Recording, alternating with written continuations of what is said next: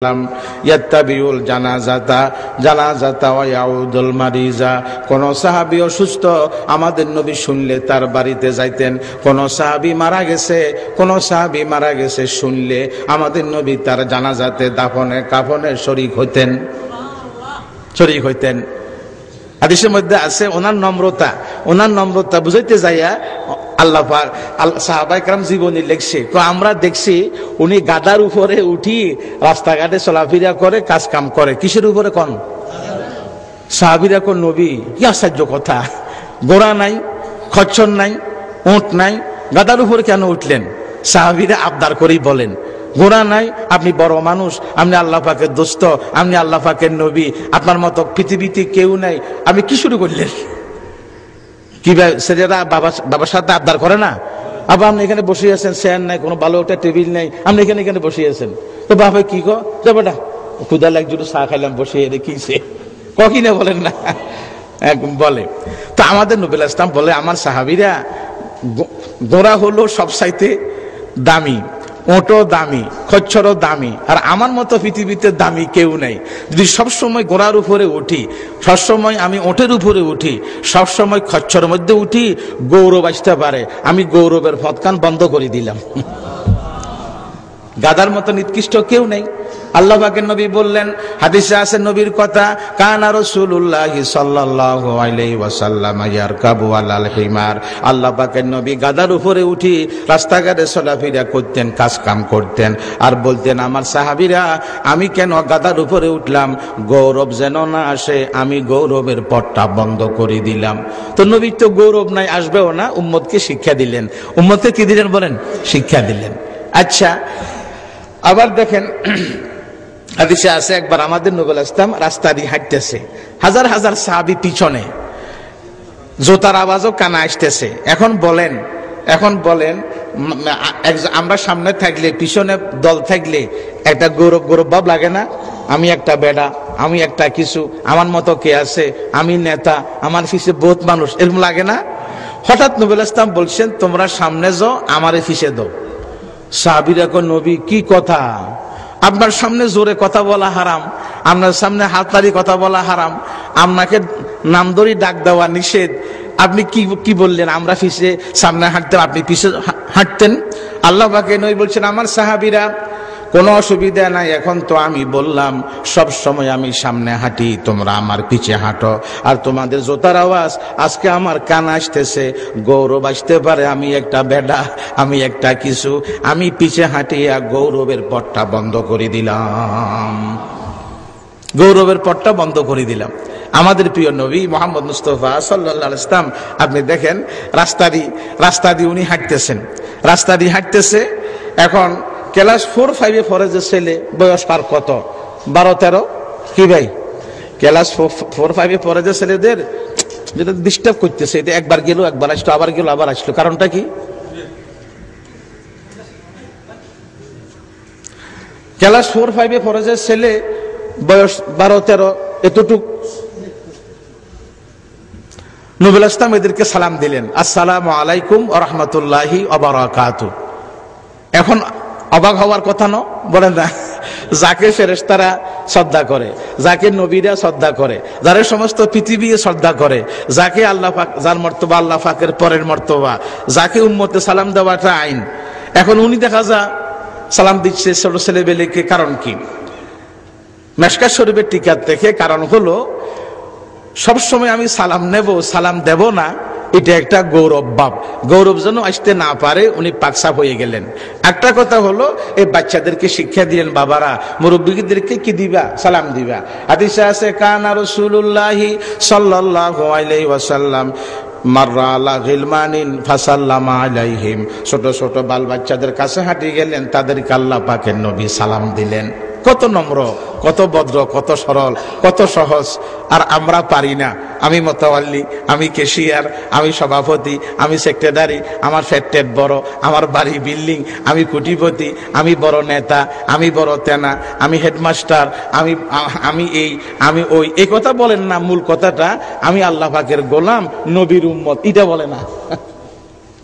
দেখেন, আল্লাহ পাকের নবীর চাইতে পৃথিবীতে বড় কেউ আছে? আল্লাহ পাকের বড় তো উনি। উনি তো বড়। আর উনি এই ক্লাস 4-5 পড়ে যে ছেলেদেরকে সালাম দিলেন, কত শিক্ষা, কেমন শিক্ষা, কেমন উদারতা, কেমন ভদ্রতা, কেমন নম্রতা, কেমন সরলতা, কেমন সরলতা।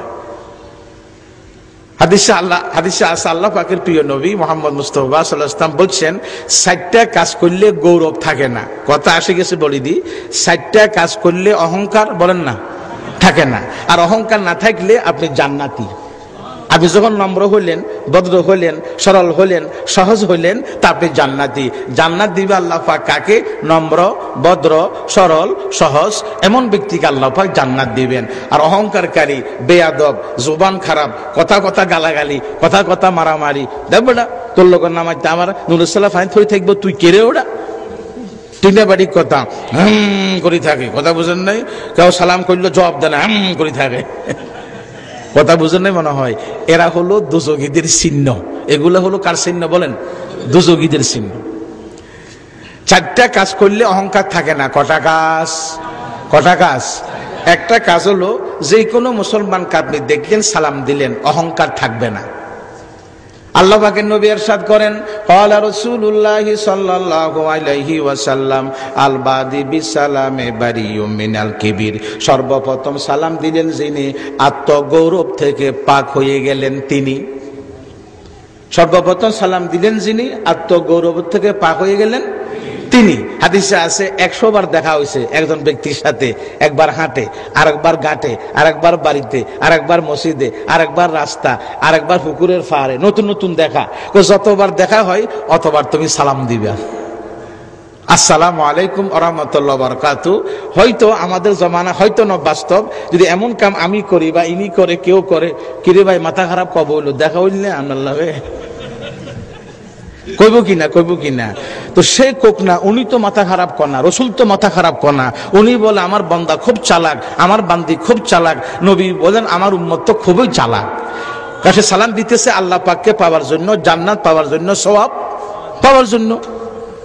হাদিসে আছে সালামের বাপটা পড়বেন, এই মেশকাতে আছে, বুখারী মুসলিমে আছে, তিরমিজিতে আছে, আবু দাউদে আছে।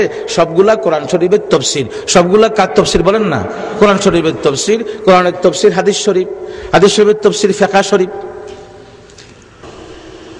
যেগুলি ইবাদত সিদ্ধান্ত, সওয়াব পাওয়াটা সিদ্ধান্ত, জান্নাত পাওয়াটা সিদ্ধান্ত, আমরা সেগুলোর থেকে দূরে।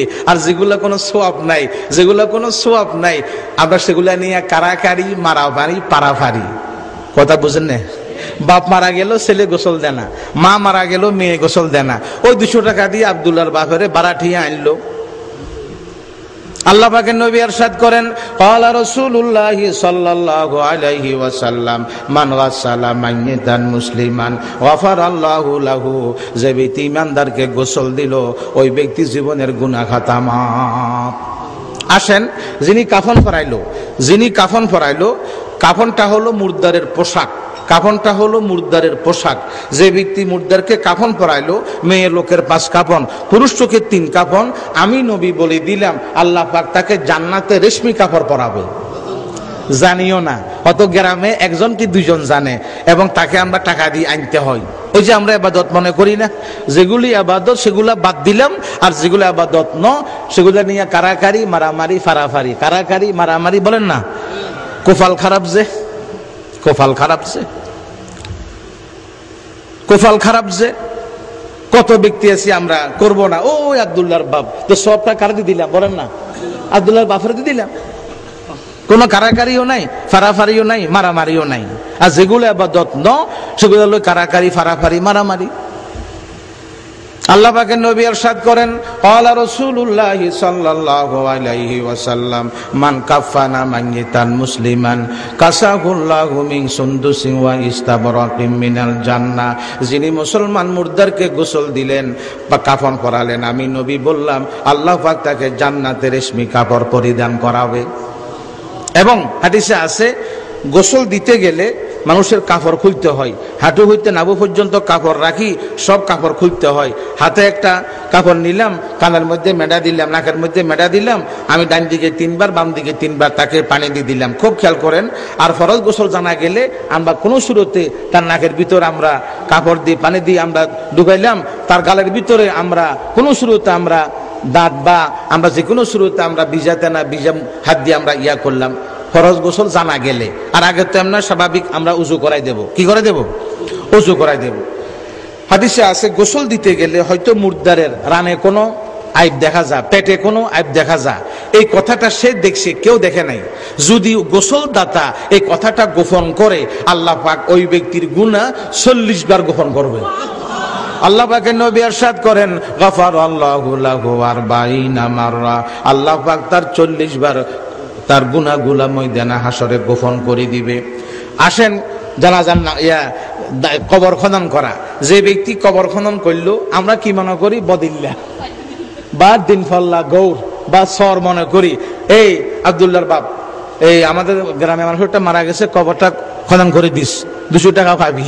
সেও মনে করে বাবা আমি আর কত মানুষের মানুষ, আমি কামিয়ান করি, 200 টাকা পাইলাম। হাদিসে আছে যে ইমানদার ব্যক্তি আরেক ইমানদার ব্যক্তি মারা গেলে কবর বানায় দিবে।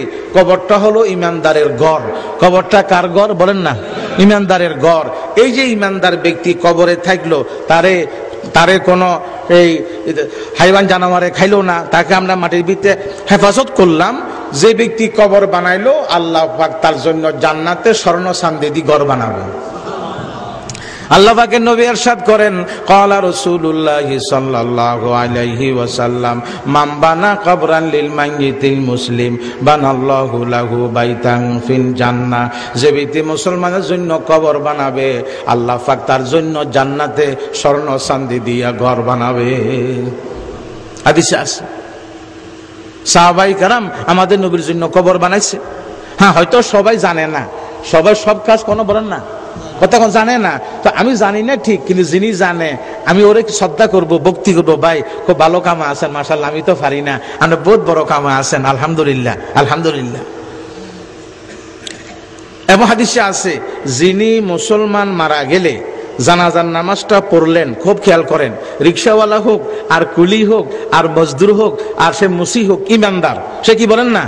ইমানদার। লা ইলাহা ইল্লাল্লাহ মুহাম্মাদুর রাসূলুল্লাহ, কালিমায়ে শাহাদাত, আশহাদু আল্লা ইলাহা ইল্লাল্লাহ ওয়াহদাহু লা শারীকা লা ওয়া আশহাদু আন্না মুহাম্মাদান আবদুহু ওয়া রাসূলুহু।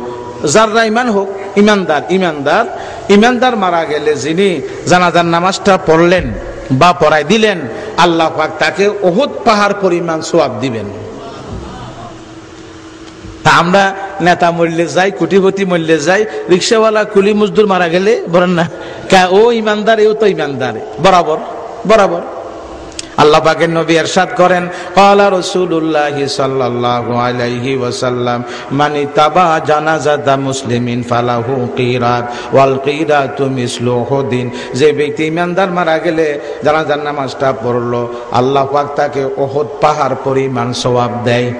এখানে একটা কথা আমরা বুঝিলাই, এই ইমানদার ব্যক্তি